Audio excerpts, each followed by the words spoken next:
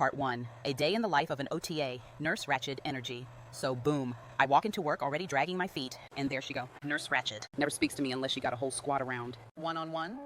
But let somebody else roll up, and suddenly she a stand-up comedian, loud laughing, acting like she invented healthcare. Then she got slick, slid me a list full of patients who got enough drama for a whole Netflix series. Folks who throw shoes during transfers, curse you out in 2 different languages, and press the call bell just to see you run. I looked her dead in her monkey-looking face and said, nah sis, since you like performing, why don't you take the lead?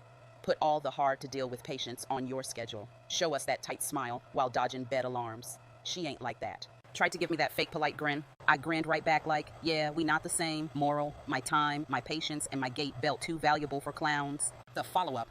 The silent treatment until she needed help. Next day, guess who's struggling with Mr. Harold's transfer? Yep. Miss, I don't speak unless it's showtime. She whisper, can you come help me real quick? I hit her with the sweetest smile and said, nah, why don't you ask the audience you perform for? She blinked like she ain't hear me. I walked off, humming Meek Mill, thinking, Philly got too many steps for me to waste one on you.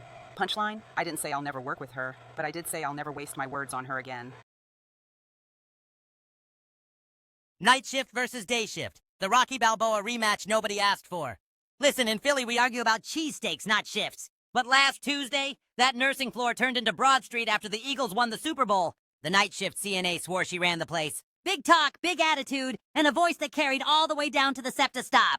She sized up the new 7-3 CNA like she was fresh meat at Reading Terminal Market. First swing, messy like a drunk uncle at the Dell East concert. The young girl ducked it clean, and boom, round 1 went to day shift. By 9:15, it was round 2 in the med room. Looked like Rocky vs. Creed, but with hair bonnets and Crocs squeaking. Somebody yelled, not by the vitals machine, like it was the Liberty Bell we needed to protect. By 10 a.m., third fight in the hallway, call lights going off, patients rubbernecking like it was a parade on Market Street. Then, just as the weave started flying like confetti at Penn's Landing, who walks in? The Department of Health. Clipboard in hand, silence hit that floor harder than a missed Wawa order. The inspector looked around and said, so, is this your team building exercise? I said, welcome to West Philly Healthcare, baby. Rocky ain't got nothing on shift wars. A day in the life of an OTA when Pastor lost his religion. So check this out. Patient rolls in, everybody calling him Pastor, right? Big Bible on the nightstand, cross chain shining like he fresh off Broad Street.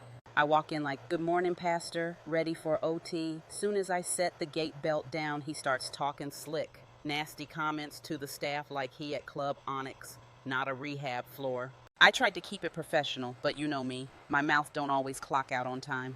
I said, Pastor, you supposed to be spreading the word, not spreading disrespect. He looked at me like I just canceled Bible study. I left the room, and next thing I know, boom, a whole trash can